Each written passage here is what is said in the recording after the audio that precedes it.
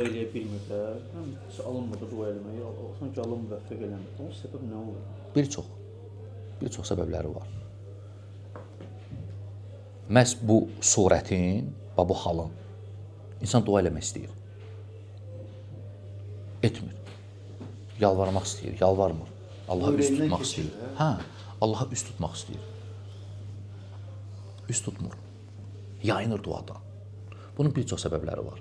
İmam İbn Teymiyyə rahimehullah fətavasında deyir ki, çox gözəl bir söz deyir bu mövzu ilə bağlı. Kim Allahı çox bilərsə, tanıyarsa, kənə duauhu əksar. Ona duası daha çox olar. Problemi görürüz hardadır? Problem. İnsanların əl açıb dua etməmələrinə səbəb Allahı bilməmələridir, tanımamalarıdır. Tanımır Allahı. Deyir, insan nə qədər çox Allahı tanıyacaqsa, bir o qədər duası çoxalacaq deyir. Sən qardaş, bil kimdir Allah, biləndən sonra kimdir Allah. Sən ayrılmayacaqsan duadan. Əlin özü qalxacaq, əhsən. Ayrılmayacaqsan duadan. İnsan bilmir kimdir Allah. Dua etməyə həvəsli olmur. Dua etməyə heç belə himmə yoxdur, heç nə yoxdur, maraq yoxdur. Niyə? Cahildir Allahdan. Nəyindən? Allahdan cahildir, Allahı bilmir, tanımır Allahı deyəndə nə qəsd edirik? Allahın ad və sifətlərini bilmir. Vallahi.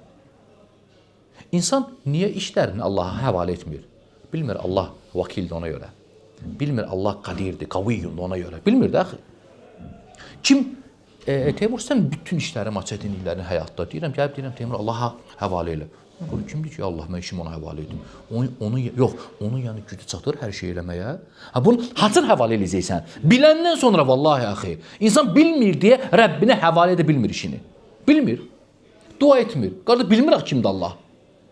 Xəzinə onun əlində, mülk onun əlində. İradə aləmdə Allahın iradəsi, izni olmasa, baş vermir heç də, bilmir onu.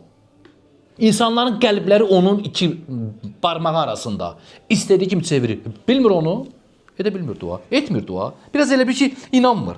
Elə bir ki, bu o qədər müşkül şeydir ki, üst tutmur Allaha. Səbəb, bilmir Allaha. Amma insan bilsə kimdir Allah? Allah haqqında elmi, adları, sifətləri, feilləri haqqında elmi güclü olsa, tanısa Allahı. Qardaş, o heç vaxt duadan yan keçməz. Ona görə İbn Teymiyyə deyir ki, o daha çox dua edər. Deməli, yoxdursa, dua az edilir.